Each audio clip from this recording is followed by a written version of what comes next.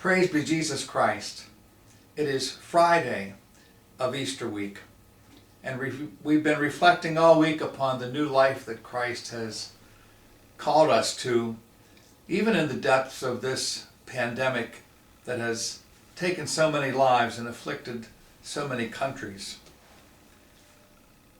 I know many of you, if you're my age or even younger, remember the Johnstown flood of 1977.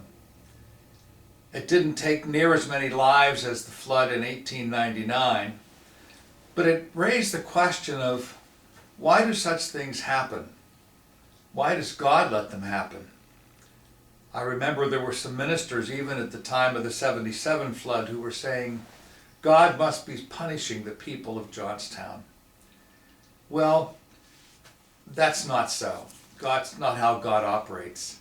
And it was only a few years after that Johnstown flood that a Jewish rabbi wrote a book entitled When Bad Things Happen to Good People. And he was reflecting upon the way in which we can't understand the mystery of suffering in our life, how we can't just pretend it didn't happen, but how we simply try to balance the struggle and suffering that happen in a human life with a good and gracious God. It will remain for us, I believe, a mystery. We're all feeling that now as we consider the possibility of many more weeks in lockdown. But it might be a time for us to reflect upon just how we accept and connect this darkness that we are experiencing, this isolation, with the grand mystery of God. I get together with a couple friends in a Zoom meeting each week, and we've been talking about a book entitled The Universal Christ by Richard Rohr. And in the most recent chapter, he begins to deal with this issue of how we balance in our life all of the good things that happen and all of the difficult and painful things that happen. And the chapter we read most recently involved a young Jewish girl named Eddie Willison, who was killed in Auschwitz in 1943, but prior to that time had written multiple diaries about all of her experiences. And what she struggled with was that same question that we struggle with. Why is it that bad things happen to good people? And she was able, I think, in her reflection upon the love of God for her, to find that balance, that we are saved and we are lost, we are hurting and we are joyous. St. Bonaventure will call it the coincidence of opposites. And this young woman, who was preparing to go into the Polish death camp at Auschwitz, raises the question, as St. Bonaventure does, of how we balance these things. As Father Rohr says, how does anyone achieve a holding together of opposites? Things like inner acceptance and outer resistance, intense suffering and perfect freedom, my little self and an infinite God. How do we balance? How do we live with this tension that exists in human life? I think we simply look to the person of Jesus, who was able in his life to recognize that it is the present moment that is God's ultimate gift to us, and that we surrender ourselves to that moment and recognize that the hand of God is always at work in our lives, that we are never to doubt that our lives have a purpose, and that even the darkest days are meant to purify us and draw us nearer to Christ. As Father Rohr goes on to say, God seems to send us on the path toward our own wholeness, not by eliminating the obstacles, but by making use of them.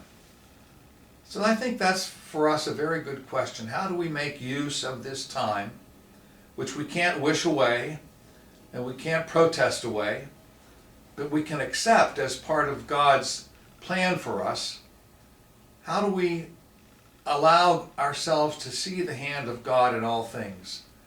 The bitter and the sweet, the crooked and the straight, the illness and the wellness that we experience.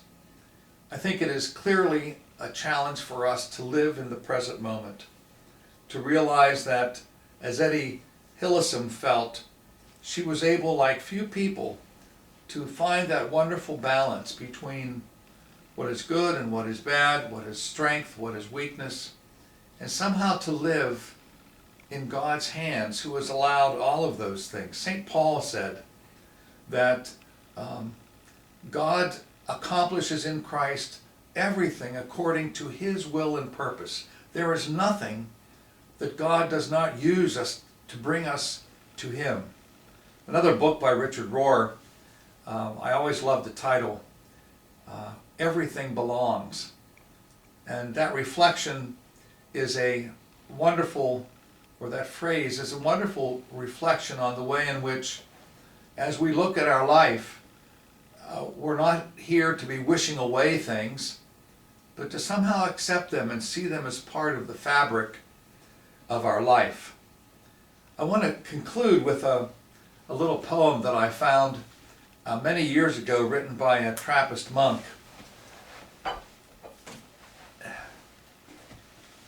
And he was off by himself in a monastery. He was a monastic Trappist monk, and even from his Trappist life, he chose to go off to live as a hermit in the Far East.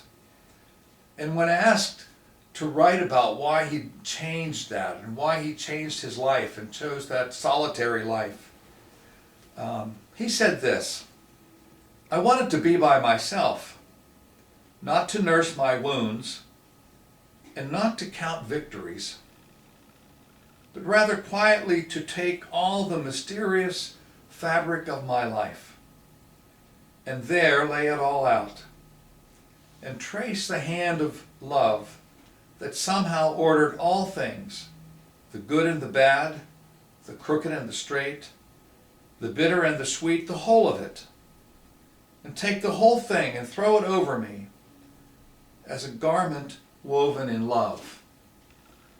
This time alone is such a gift for us, because it's an opportunity for us to look at our life and to embrace our life, not to wish any of it away, but to recognize that the hand of God is present in all things, as the hand of God was present on Calvary, and the hand of God was absolutely present at the resurrection. This is a reflection for us on this Friday of Easter week, as we ask that question: when good things happen to bad people, how do we go on? And for us as Christians, it's keeping our attention fixed upon Christ, who suffered and died and rose again for our salvation and for our wholeness.